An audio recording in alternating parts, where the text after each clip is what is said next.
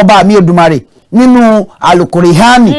ó ní ẹni bá dúpẹ́ fún èmi Ọlọ́run ọba ń sì máa ṣe àlékún oore fún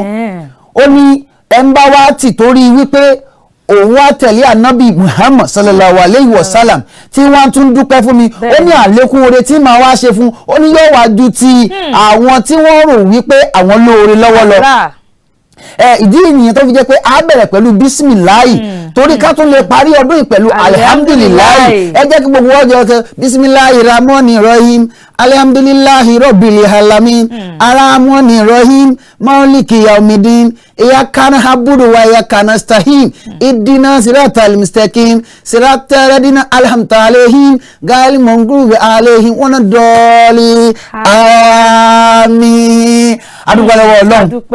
eléyìí láti mọ̀ wípé iléeṣẹ́ Kaftan TV gbogbo ẹ̀ ni wá.